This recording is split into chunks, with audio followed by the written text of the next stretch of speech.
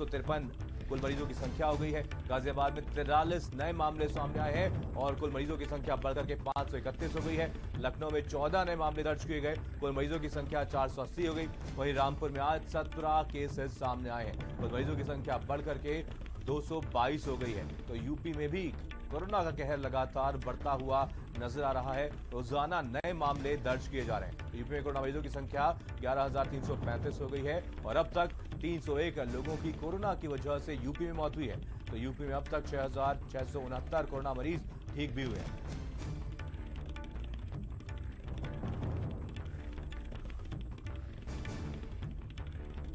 चलिए और ज्यादा जानकारी के लिए हमारे साथ हमारे संवाददाता जुड़ गए हैं। कानपुर से हमारे साथ हमारे संवाददाता जुड़े हुए विवेक अभिषेक, लखनऊ से जुड़े हैं नरेंद्र, मेरठ से जुड़े हैं, आगरा से भी हमारे साथ हमारे संवाददाता कपिल जुड़े हुए। नरेंद्र की तरफ लेके चलेंगे आपको, मेरठ से हमारे संवाददाता जुड़े हैं।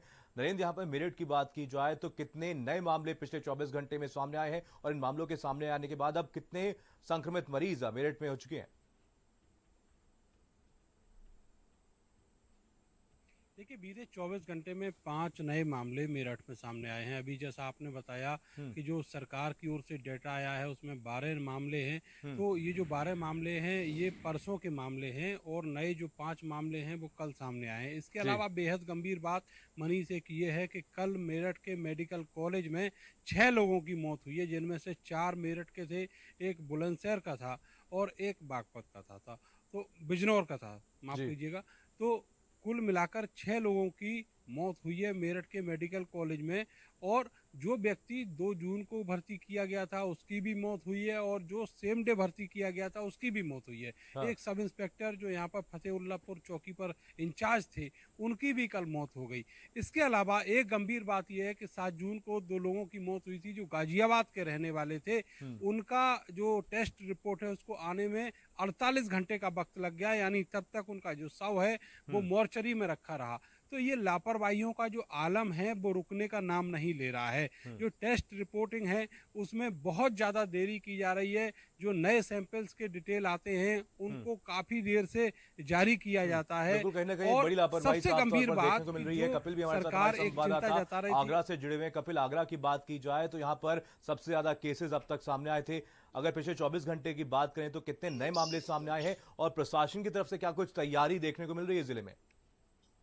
निश्चित रूप से मनीष, जिस तरीके से ताजा आंकड़े मैं आपको साफ कर दूं कि ताजा मामले अब 11 आने के बाद अभी पूरी संख्या 991 हो चुकी है। तो वहीं 106 केसेस अभी भी जिले में एक्टिव हैं। तो वहीं 822 लोग कोरोना से जंग जीतकर अपने घर वापस जा चुके हैं। तो ये आंकड़ा जो है ये दर्शाता है कि जिस तरीके से उत्तर प्रदेश में पहले पायदान पर ताजनगरी आगरा बनी हुई थी, कोरोना का सबसे बड़ा हॉटस्पॉट बना हुआ था, वो अभी तक लगातार बरकरार है। तो वहीं कल 2 मामलों में इस कोरोना पॉजिटिव संख्या में 2 मौतें और हुई है, जिसके बाद ये मौत का आंकड़ा 53 पहुंच चुका है। तो जो कोरोना की संख्या है वो ताजनगरी में लगातार बढ़ती चली जा रही है। ताजनगरी में जिला प्रशासन लगातार तमाम कवायदे कर रहा है, लेकिन कोरोना के संक्रमण को रोकने में नाकाम साबित हो रहा है। अगर जिले की बात की जाए तो जिले की व्यापार व्यवस्था पूरी बहाल कर दी गई है। यही कारण है कि आने वाले समय में जिला प्रशासन की मुसीबतें इस कोरोना संक्रमण के कारण और बढ़ती नजर आ रही है। जिस तरीके से जिले में कल 41 बफर जोन और कंटेनमेंट जोन थे, जो आज बढ़ाकर 61 कर दिए गए हैं। एसएसपी और डीएम के फैसले के बाद इस फैसले को लिया गया है। तो जो 20 कंटेनमेंट और बफर जोन बढ़े हैं, इससे ये साफ जाहिर होता है कि ताजनगरी आगरा की स्थिति फिर एक बार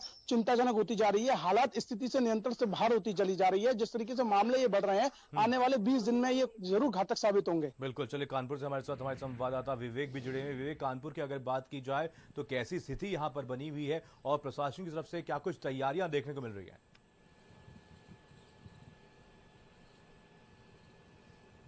देखिए, कोरोना का जो कहर है वो बदस्तूर कानपुर में जारी है और यहाँ पर अभी तक जो है 18 मौतें हो चुकी हैं और कुल अगर टोटल बात करी जाए तो यहाँ पर 24 घंटे में 16 नए केस आए हैं, जिसकी जहाँ पर वो 559 का आंकड़ा पहुँच चुका है। इसमें से अगर बात करी जाए तो सही होकर 340 लोग अपने घर भी पहुँच चुके हैं और एक्टिव केसों की संख्या अगर आप पूछे तो 201 है। और यहाँ पर अगर प्रशासन की बात करें कि किस तरह की तैयारियां हैं, तो यहाँ पर प्रशासन की तैयारियां सिर्फ दिखावे के लिए है, क्योंकि सारा दिन यहाँ पर सोशल डिस्टेंसिंग की धज्जियां उड़ाई जाती हैं और सड़कों पर भी भारी भीड़ होती है। शाम को यहाँ पर डीएम और एसएसपी निकलते हैं जो मास्क को लेकर लोगों को जागरूक करते हैं और 100 रुपए का चालान करते हैं। तो कहीं ना कहीं इस 100 रुपए के चालान से इन ऐसे जागरूक तो कर लेंगे, लेकिन जब तक सोशल डिस्टेंसिंग को लेकर कोई कड़ी कार्रवाई नहीं करी जाएगी तब तक यहाँ पर कोई बड़ी सहूलियत मिलने वाली नहीं है। जी।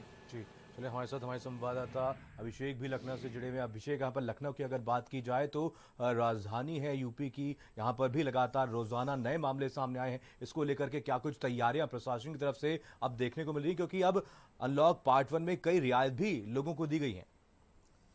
देखिए, उत्तर प्रदेश के बाकी शहरों के मुकाबले राजधानी लखनऊ में थोड़ी स्थिति बेहतर है, स्टेबल है। यहाँ पर बहुत ज़्यादा केसेस नहीं आ रहे हैं, जो पुराने केसेस हैं उन्हीं का ही ट्रीटमेंट चल रहा है।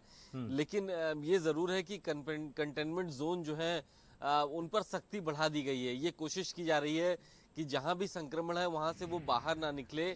पूरी मॉनिटरिंग की जा रही है। वहाँ पर शासन स्तर पर भी इसको इंश्योर किया जा रहा है कि जो बफर जोन है, कंटेनमेंट जोन है, वहाँ के जो मजिस्ट्रेट लगाए गए हैं, जो वहाँ पर फोर्स लगाई गई है, वो इस बात को इंश्योर करे कि फिजिकल डिस्टेंसिंग का पालन हो। जो डूज एंड डोंट्स वहाँ पर बनाए गए हैं जिला प्रशासन की तरफ से, उसका कड़ाई से पालन कराया जाए। क्योंकि बाकी आप शहरों में आप देखिए कि केसेस बढ़े हैं और इस बीच में मूवमेंट भी बढ़ा है, इंटर डिस्ट्रिक्ट मूवमेंट भी बहुत बढ़ा है। तो ये भी एक बड़ी वजह है कि संक्रमण के केसेस एक जगह से दूसरी जगह आसानी से पहुंच रहे हैं। और ये भी एक बड़ी परेशानी है सरकार के लिए कि कैसे इस पर रोक लगाई जाए। बिल्कुल, चले आप सभी का तमाम जानकारी के लिए बहुत बहुत धन्यवाद। आप सभी नजर बनाए रखिए। और इसी बीच एक बड़ी खबर